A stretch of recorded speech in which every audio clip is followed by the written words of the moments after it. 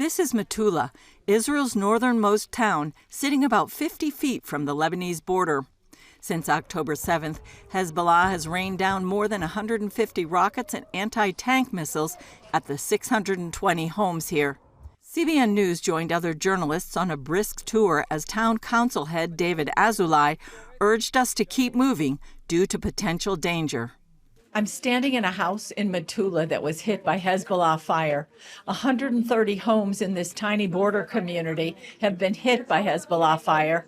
Metula is actually older than the state of Israel, and now there's no residents allowed to stay here. We can't enter our houses. I am the head of the council. I live on the eastern side. For 3 weeks, I didn't go into my house except to take clothes. I'm not sleeping at home. Almost all the town's 1,600 residents evacuated within the first 2 weeks of the war. Only 30 security personnel remain, staying in a protected area. Houses empty, ripe fruit hangs on garden trees. Fortunately, no one has been killed here, although 1 civilian and 2 soldiers have been wounded. The car behind me was hit by Hezbollah fire. The driver was getting out at the time. He was wounded, but he managed to survive. Azulai says peace is the only answer, and there's only one way to it. The moment the Americans and Iranians finish the story and there is no more threat, there also won't be Hezbollah, because the one who activates Hezbollah is Iran. Everything starts with Iran and spreads out. By the way, Iran is also against the Americans and the Israelis. Former IDF intelligence officer Sarit Zahavi feels like war began in the north on October 8th. It's a little bit different from the south because here the communities are even closer to the fence, and there are many of these like that.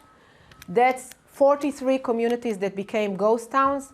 Zahavi says since the 2006 war with Lebanon, the north has been relatively quiet, with only dozens of attacks.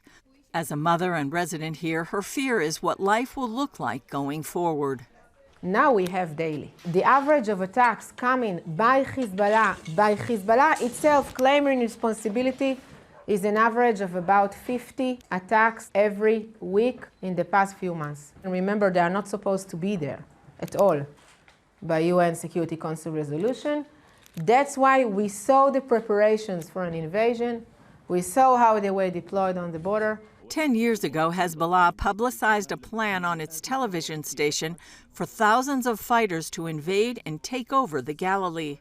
The idea is to enter into communities from various areas along the borderline, while each force that will enter will have a mission. And the mission is a civilian community. Nahariya, Shlomi, to trap civilians to become human shields, to take over the main roads, to block the main roads, to prevent any assistance from coming.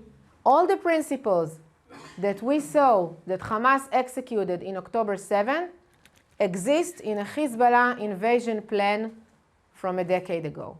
Zahavi believes Hezbollah now prefers to drag Israel into a war rather than invade.